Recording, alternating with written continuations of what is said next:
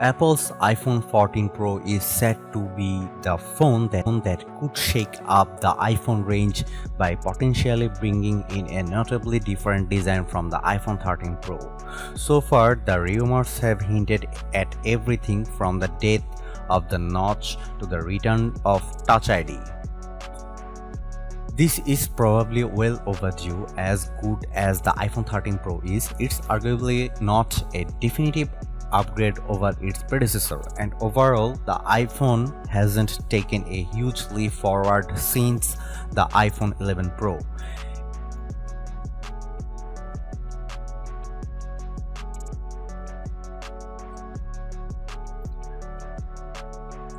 Going by all the rumors so far, we reckon September 13 will be the launch date for the Apple iPhone 14 range. After that, we can expect pre-orders of the iPhone 14 range to go live the Friday after the Apple event September 16, with the phones being released a week later, likely on Friday September 23. This would be 10 days after the rumored Apple event. Somewhat reliable leaker Leaks Apple Pro has claimed 3 of the 4 iPhone 14 models are tipped for a price hike, but it's definitely just a rumor. However, it's a rumor a lot of people are buying into, as a subsequent report also claimed, and as iPhone 14 Pro price hike is in the works. Based on these rumors, the iPhone 14 Pro would start at $1,099, which is a $100 hike over the $999 iPhone 13 Pro, and the iPhone 14 Pro Max may see a similarly $100 increase, hitting at $1,199. This relatively significant leap in a launch price would certainly sting the wallet of anyone hoping to score a high-end next-gen iPhone 14. Furthermore, when a new iPhone arrives, it often means the end of the line for older iPhones, with the iPhone 13 mini looking to be the likely phone to get cut from Apple's smartphone lineup. As such, we have dug into which iPhones could be discontinued when the iPhone 14 launches.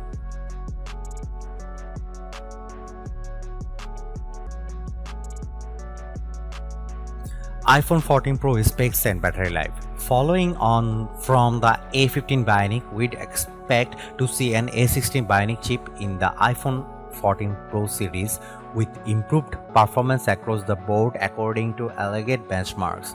However, a suite of rumors thus far have the iPhone 14 tipped to stick with the A15 Bionic chip, which would create a disparity between the model's core specs. This would be a first for Apple, as it has always equipped new iPhones with upgraded silicon.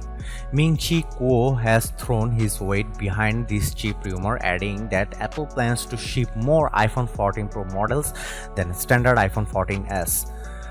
The latest A16 processor will be exclusive to 2 iPhone 14 Pro or high-end models, significantly boosting the shipment proportion of new iPhone high-end models in 2022 to 55 to 60%. The iPhone 14 is likely to offer a distinct hike in processor, graphics, and neural processing performance over the A15 Bionic. How much that will be noticeable to the average user might not be so closer.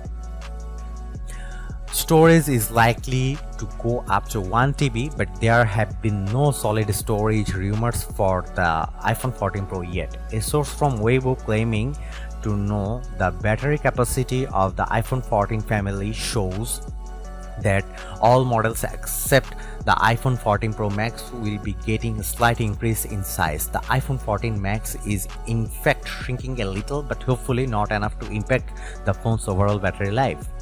We'd be confident that the iPhone 14 Pro will match or exceed the 11 hours and 42 minutes the iPhone 13 Pro did in our battery test, which forces the phone to endlessly reload web pages on a cellular connection until it dies. The iPhone 13 Pro Max managed a lengthy 12 hours and 16 minutes, so we'd expect the iPhone 14 Pro Max do the same, as better as Apple boost chip and phone efficiency.